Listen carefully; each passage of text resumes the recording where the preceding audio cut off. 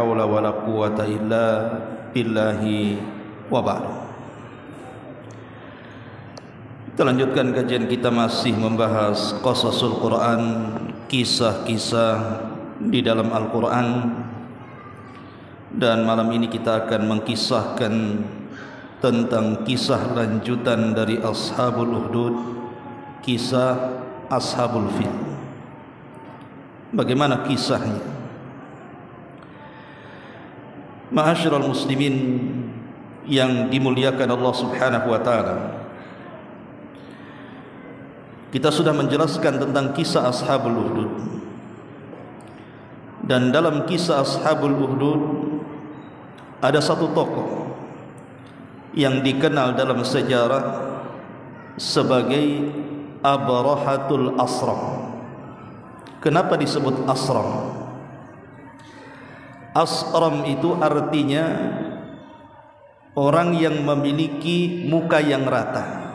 Jadi mukanya itu rata dan hidungnya ini tertebas. Kenapa bisa tertebas? Karena ketika Raja Najasyi mendapatkan surat dari pembesar Romawi untuk menghancurkan Raja Najran Dzunwas yang sudah membakar 20.000 lebih di parit api yang sejarahnya disebut dalam Al-Quran sebagai Ashabul Ukhdud, maka Najasyi mengirim dua tokohnya dengan pasukan yang banyak. Pertama Ar-Riyadh, yang kedua Abraha, dan berhasil membunuh Dzunwas dan juga menghancurkan pasukannya. Maka resmilah Najran atau Yaman dipimpin oleh Ar-Riyadh. Abraha tidak mau, bahkan dia berambisi untuk menjadi pemimpin Najran. Disitulah terjadi perkelahian antara dua jenderal Ethiopia, pertama Riyadh dan juga Abraha. Lah Abraha ini tertebas oleh pedang Riyadh hidungnya, sehingga hilang hidungnya, makanya mukanya rata. Makanya disebut dengan Asram. Itulah kemudian namanya disebut Abrahatul Asram. Pada awal pergulatan Abraha kalah, tapi karena kelicikannya akhirnya dia berhasil membunuh Ar-Riyadh. Pembunuhan kepada Riyadh ini terdengar oleh Raja Ethiopia Najasyi. Maka Najasyi marah, hampir saja mengirim pasukan untuk membunuh Abraha. Tapi Abraha ini cerdas. Dia pun mengirim tanah Yaman dan juga beberapa helai rambutnya, kemudian harta-harta rampasan perang dari Yaman dikirim ke Ethiopia untuk menunjukkan bahwa Abraha masih tetap loyal dengan Ethiopia. Maka dengan dikirimnya hadiah yang banyak, tanah Yaman dan rambut Abraha menunjukkan loyalitas Abraha masih mengekor kepada kerajaan Ethiopia. Maka Najasyi pun meresmikan bahwa Najran di bawah kerajaan Ethiopia. Sejak itulah Yaman dicengkram oleh orang-orang Ethiopia. Abraha pun kemudian hidup menjadi raja di Yaman. Tetapi Abraha ini karena memiliki ambisi yang sangat kuat untuk menguasai tanah Arab, ada kebiasaan Arab yang menjadi heran Abraha. Apa kebiasaan orang Arab? Setiap tahun mereka datang ke Mekah untuk melakukan haji. Tentu haji ala jahiliyah, karena Nabi SAW belum diutus. Sehingga Abraha kemudian bertanya kepada orang-orang, emang di Ka'bah itu ada apa? Maka orang-orang hanya menceritakan Ka'bah itu ya hanya sekedar bangunan, tidak ada apa-apa yang megah. Tetapi itu tempat sakral yang diagungkan orang-orang Arab. Maka Abraha pun dari situ terpikir untuk mengalihkan kiblat orang-orang Arab kepada dirinya. Dengan cara apa? Dibangunlah satu gereja yang sangat mewah. Tujuannya adalah supaya orang-orang Arab tidak lagi datang ke Ka'bah, cukup masuk ke gerejanya saja. Makanya dia membuat gereja yang sangat megah, yang sangat tinggi, sehingga saking tingginya gereja itu disebut dalam sejarah sebagai Al-Qullais. Qullais itu diambil dari kolam suah. Inilah kolam suah, nama bahasa Arab ini Qullais. Ya. Kenapa kemudian disebut Qullais? Peci gitu ya. Karena kalau seandainya kita nenggak ke atas gini melihat gerejanya yang tinggi, nanti pecinya jatuh. Nah gitu, saking tingginya pecinya jatuh gini. Nah, itu disebut Qullais nanti. Ya. Dan luar biasa Abraha menjadikan para pekerja orang-orang Yaman itu persis seperti Romusa zaman Belanda kita dulu. Jadi pekerjaan itu dimulai sebelum fajar. Dia membuat undang-undang, kalau telat datang dan datang setelah fajar, maka tangannya akan diputus. Memang betul-betul kemudian mereka dipaksa untuk membangun bangunan itu. Maka ketika sudah jadi bangunan yang sangat megah gereja Abraha ini, Abraha pun mengirim surat kepada tiap-tiap kabilah Arab agar mereka tidak usah datang ke Ka'bah dan cukup datang ke gerejanya. Lah kabar ini sampai kepada penduduk Mekah. Maka adalah anak muda dari kabilah sekitar Mekah itu marah. Dia berjalan kaki dari Mekah sampai ke Son Ayaman. Kemudian dia buang hajat dalam gereja, menunjukkan ingin meremehkan dan merendahkan gerejanya Abraha. Kemudian mengirim pesan. Lah ketika pesan itu kemudian dibaca oleh Abraha dan mendengar bahwa gerejanya kemudian dilempari kotoran najis, ya tentu yang melakukannya bukan orang Islam. Karena orang Islam tidak mungkin melakukan seperti itu dan tidak boleh. Ini kan yang melakukan orang musyrik, karena Islam belum ada. Disitulah Abraha marah besar sehingga dia menyiapkan pasukan besar untuk gantinya dia akan menghancurkan Ka'bah. Sebagaimana mereka sudah menghinakan gerejanya, maka Abraha menyiapkan pasukan untuk menghancurkan Ka'bah. Disitulah Allah Subhanahu wa ta'ala gambarkan dalam surah Al-Fil dalam Al-Quran. Bagaimana kisahnya? Jadi ketika Abraha ini menyiapkan pasukan dan dia pun mengirim surat ke Raja Ethiopia untuk dikirim, ada yang mengatakan 8 gajah, ada yang mengatakan 12 gajah. Dan orang Arab tidak kenal gajah. Orang Arab itu hanya kenal kambing, kenal unta, kenal sapi. Gajah itu tidak pernah dikenal di mereka. Setelah kemudian gajah-gajah itu diimpor dari negeri Ethiopia untuk didatangkan ke Yaman, maka Abraha pun kemudian bergerak dengan pasukannya dan dia menunggangi gajah yang paling besar yang ahli sejarah menyebut namanya Mahmud. Jadi Raja Abraha menunggangi gajah namanya Mahmud. Ada namanya Mahmud di sini. Ah, itulah gajahnya Abraha. Jadi Abraha ini menunggangi Mahmud. Bergeraklah kemudian Abraha menuju Mekah. Ketika orang-orang Arab mengetahui ada gerakan pasukan besar yang akan menghancurkan Ka'bah, tentu orang Arab bangkit. Maka datanglah pasukan yang dipimpin oleh Dzunafar. Tetapi apa daya orang Arab ketika itu tidak pandai berperang, sehingga kemudian ketika berperang melawan pasukan Abraha ya sebentar saja dilumpuhkan. Tapi sekali lagi Abraha itu walaupun dia raja sombong, zalim, tapi ada sisi kebaikannya. Dia tidak hendak menghancurkan orang-orang Arab. Tujuannya hanya menghancurkan Ka'bah saja. Makanya dia tidak membunuh pimpinannya Dzunafar, hanya ditawan saja. Kemudian Abraha bergerak lagi sampai kemudian dihadapi oleh beberapa kabilah Arab, di antaranya kabilah Syahran dan yang lainnya. Tapi sekali lagi tidak bisa menandingi kekuatan tentara daripada Abraha ini. Maka bergeraklah Abraha sampai kepada tempat yang disebut dengan Taif.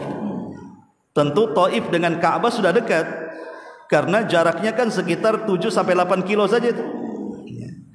Lah di Taif ini ada 2 kabilah besar. Pertama Hawazin, yang kedua Thaqif. Hawazin dan Thaqif ini melihat pasukan yang sangat besar, tidak berani mereka melawan. Akhirnya mereka pun menyerahkan diri kepada Abraha. Kenapa? Karena takut sesembahan mereka dihancurkan Abraha. Karena di Thaqif itu ada patung Latah.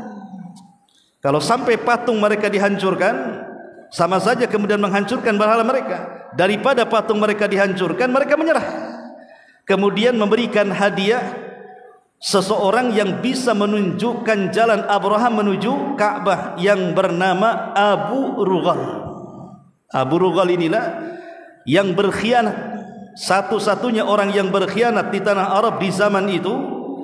Abu Rughal. Kenapa? Karena dia yang menunjuki jalannya Abraham menuju Ka'bah. Tapi sayang di tengah jalan Abu Rughal meninggal. Lah kuburannya Abu Rughal ini sampai hari ini kalau ada orang lewat di kuburannya itu dilempari batu, dirajam. Karena dia orang yang pertama berkhianat kepada orang Arab. Makanya orang Arab kalau ada orang berkhianat julukannya Abu Rughal. Kalau antum umpamanya diberikan amanah kemudian khianat, antum Abu Rughal. Orang Arab menyebutnya seperti itu karena dia orang yang pernah berkhianat. Lah kemudian ketika pasukan Abraha sampai di satu tempat namanya Al-Mughammas. Mughammas ini sudah dekat sekali dengan Ka'bah tuh. Lah dekat dari Al-Mughammas itu ada penangkaran unta, tempat pemeliharaan unta orang-orang Arab. Lah salah satunya adalah unta-unta Abdul Muthalib ada di situ. Kemudian oleh pasukan Abraha dicuri sekitar 200 unta, semua milik Abdul Muthalib. Setelah kemudian mereka pun bergerak, maka Abraha kemudian sampai di sebuah tempat namanya Lembah Muhassir. Lembah Muhassir ini letaknya antara Muzdalifah dan Mina. Di situ ada lembah. Orang jemaah haji biasanya lewat situ dan bergerak cepat karena di situ tempat diadab. Lah disitulah kemudian Abraham mengutus satu utusan juru bicaranya, karena Abraham kan orang Ethiopia, dia tidak bisa bahasa Arab, makanya harus pakai penerjemah. Maka diutuslah orang namanya Hunaytah Al-Himyari. Hunaytah Al-Himyari ini diutus oleh Abraham untuk mencari siapa pemimpin negeri Arab. Maka setelah kemudian mereka tahu bahwa pemimpinnya adalah Abdul Muthalib, maka Abdul Muthalib diminta untuk datang menemui Abraha. Ketika Abdul Muthalib datang, Abdul Muthalib ini punya wajah yang sangat cerah. Bahkan dikatakan dalam sejarah itu, setiap orang melihat Abdul Muthalib itu langsung segan. Kan ada di masyarakat itu orang yang punya wajah kalau kita ketemu segan, belum ngomong sudah segan. Tapi ada juga wajah-wajah ketemu cemen saja kan begitu. Nah, tipe Abdul Muthalib ini wajahnya itu sangat gagah, tinggi, gagah, ganteng gitu kan. Sehingga Abraha ini segan. Dia turun dari gajahnya, kemudian ngampar di padang pasir. Yang namanya beda bahasa, Abdul Muthalib pakai bahasa Arab, Abraha pakai bahasa Ethiopia, kan nggak nyambung tuh. Makanya kemudian Hunaytah Al-Himyari ini menjadi penerjemahnya. Ketika Abraha mengatakan kepada Hunaytah, katakan kepada orang ini, maksudnya pemimpin Arab Abdul Muthalib, tidak ada yang bisa mencegah saya kemari untuk menghancurkan Ka'bah. Bentuk sombongnya Abraha. Tidak ada yang bisa mencegah saya untuk menghancurkan Ka'bah. Katakan kepada orang itu. Maka Abdul Muthalib hanya mengatakan sanara, kita lihat. Abdul Muthalib hanya mengatakan kita lihat nanti. Katakan kepada Abraha, kita lihat nanti. Tapi tujuanku mendatangi Abraha bukan urusan Ka'bah. Saya mendengar unta-unta saya 200 ekor dicuri oleh kalian, katanya. Kembalikan unta itu. Lah Abraha yang tadinya segan dengan Abdul Muthalib malah ketawa, kemudian merendahkan Abdul Muthalib. Kenapa demikian? Kita datang untuk menghancurkan tempat yang kalian agungkan. Kenapa cerita unta pula, katanya. Seolah-olah Abdul Muthalib enggak peduli dengan Ka'bah. Makanya kemudian Abraham menganggap yang tadinya segan dengan Abdul Muthalib malah merendahkannya. Kemudian mengatakan, katakan kepada Abdul Muthalib, saya datang untuk menghancurkan Ka'bah. Kenapa dia cerita unta, katanya.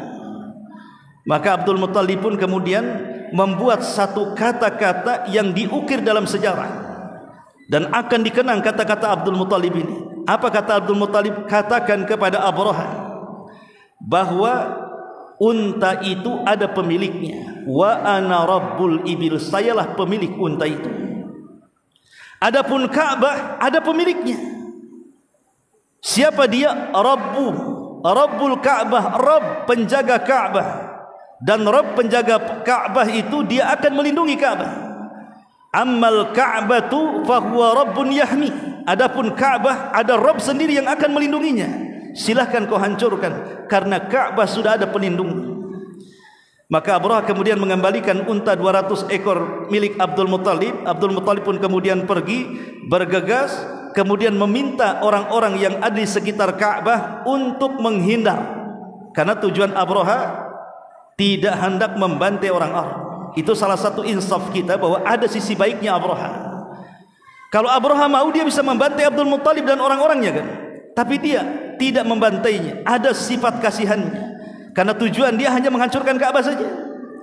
Maka Abdul Muttalib meminta orang-orang di sekitar Ka'bah untuk menghindar. Kemudian Abdul Muttalib pun berdoa kepada Allah Subhanahu wa taala agar Ka'bah dijaga. Disitulah lihat orang-orang musyrik ini, kalau mereka sedang susah, mereka berdoa ikhlas kepada Allah Subhanahu wa taala. Tapi kalau mereka sedang senang, mereka pun datang kepada Lata, Uzza, Manat dan Khubal. Itulah yang difirmankan oleh Allah Subhanahu wa taala, fa idza raqibu fil fulki da'u Allah mukhlishina lahuddin falamma najahum idza hum musyrikun. Ketika mereka berada di sebuah perahu, kemudian mereka dihempas gelombang kiri kanan, mereka pun berdoa dengan ikhlasnya kepada Allah. Tapi ketika mereka diselamatkan, mereka pun kemudian melakukan kesyirikan lagi.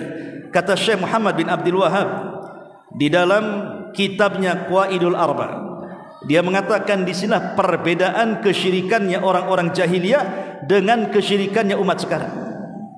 Kalau kesyirikannya orang-orang jahiliyah itu di waktu senang saja, di waktu susah mereka mentauhidkan. Tapi di zaman sekarang mau susah ya syirik, mau senang juga syirik. Susah datang ke dukun, senang makin banyak dukunnya. Orang sekarang jadi kuadrat kesyirikan. Lah ketika Abraha sudah mempersiapkan, karena kan Wadi Muhassir ini sudah dekat dengan Ka'bah. Dia kan letaknya antara Muzdalifah dan Mina kan, sudah dekat. Tinggal beberapa meter saja atau kilometer saja. Tiba-tiba ketika gajah diarahkan ke arah Ka'bah, ia beruk. Dan bukan kebiasaan gajah itu yabruk. Yabruk itu seperti unta yang duduk. Tidak ada gajah yang duduk. Tetapi disitulah tanda kuasa Allah Subhanahu wa taala. Gajah ini kalau diarahkan kemana saja dia mau jalan. Tetapi ketika diarahkan ke Ka'bah langsung duduk lagi. Begitu terus sampai akhirnya marah Abraha. Sehingga akhirnya kemudian dia pun membiarkan gajah-gajah itu dan hendak berjalan kaki dengan pasukannya menuju Ka'bah. Ikhwatu fiddin, muliakan Allah Subhanahu wa taala. Apa tujuan Abraha membawa gajah itu sebenarnya? Kita tahu bahwa jumlah gajah yang dibawa Abraha ada yang mengatakan 8 ekor, dan mengatakan 12 ekor. Maksudnya kalau Ka'bah ini persegi 4 seperti ini, nanti masing-masing sisi ini akan ditarik rantai. Jadi gajahnya nanti lari ke sana, lari ke sini, yang sini lari ke sana, yang lari ke sana, nanti Ka'bah itu akan roboh. Itu tujuannya. Jadi menarik dari semua sisi Ka'bah dengan gajah dengan rantai itu tujuan Abraha. Tapi Allah Subhanahu wa taala memberikan tanda kuasanya. Gajahnya tak mau, langsung terduduk gajah itu. Saking emosinya Abraha, maka dia mengerahkan pasukan untuk meninggalkan gajah-gajah itu. Tapi sebelum meninggalkan pasukan itu, tiba-tiba langit yang tadinya cerah menjadi gelap, seolah-olah datang awan hitam.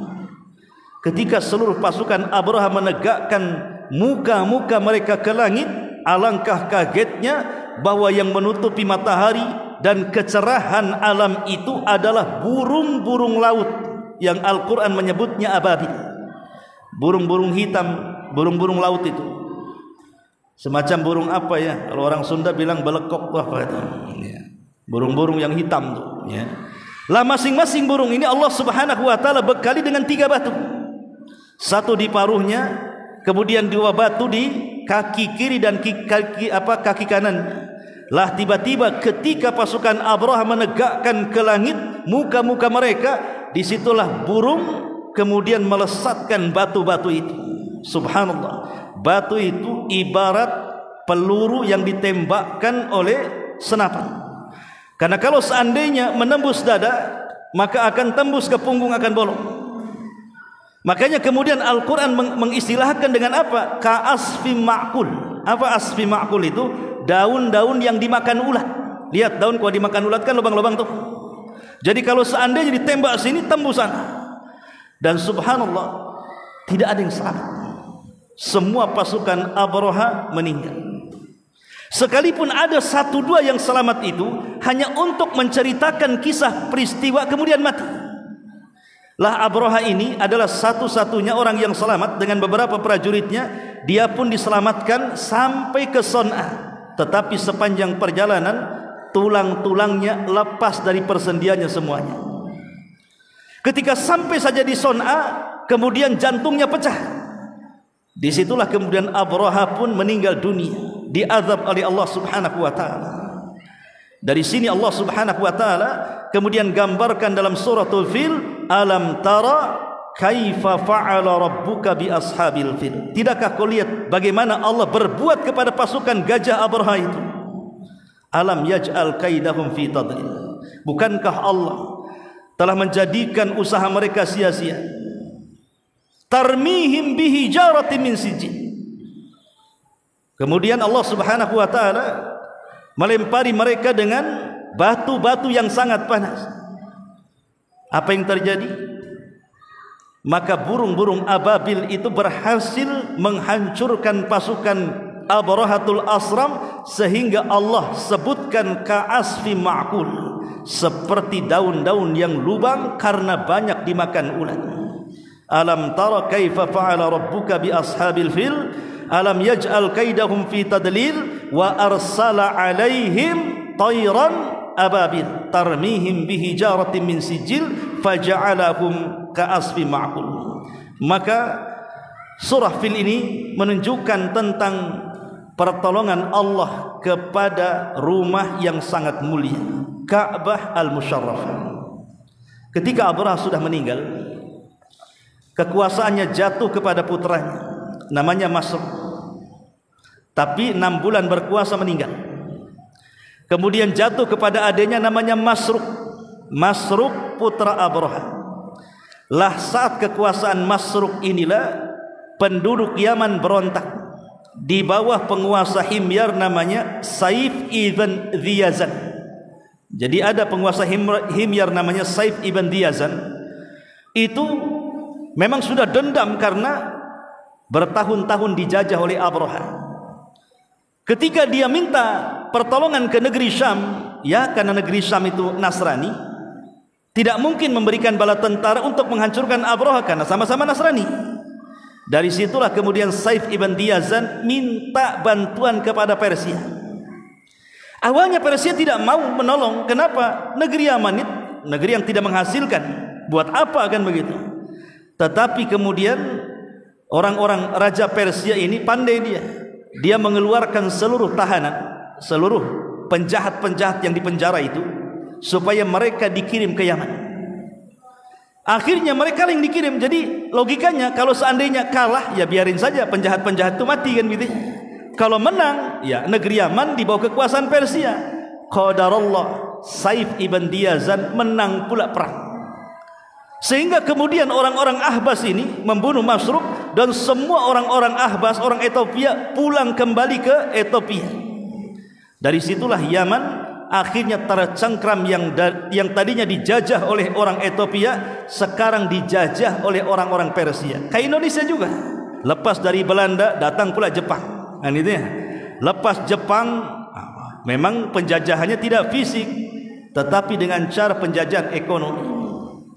Makanya kemudian di zaman Nabi SAW, ketika Nabi SAW hijrah dari Mekah ke Madinah, orang-orang Madinah ini punya perayaan yang disebut dengan perayaan Mihrajan. Jadi ada 2 perayaan, namanya Nairuz dan Mihrajan. Perayaan Nairuz dan Mihrajan ini kan asalnya dari Persia.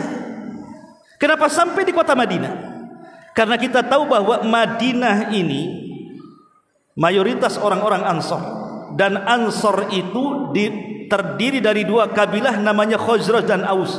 2 kabilah Khazraj dan Aus ini berasal dari Yaman, sehingga masih mengadopsi tradisi Persia, dibawa ke Madinah. Makanya Nabi SAW mengatakan kepada orang-orang Ansar, Allah sudah mengganti hari raya kalian dengan 2 hari raya terbaik. Pertama Idul Fitri dan Idul Adha. Lah di masa Nabi SAW, maka Nabi SAW berhasil menguasai Yaman dan mengusir orang-orang Persia. Sejak itulah Yaman menjadi negeri Islam sampai hari ini. Maka Yaman tetap dikuasai oleh kaum muslimin. Inilah di antara kisah singkat daripada Ashabul Fil. Subhanakallahumma bihamdika asyhadu an la ilaha illa anta astaghfiruka wa atubu ilaik. Allahu ta'ala alam. Assalamualaikum warahmatullahi wabarakatuh.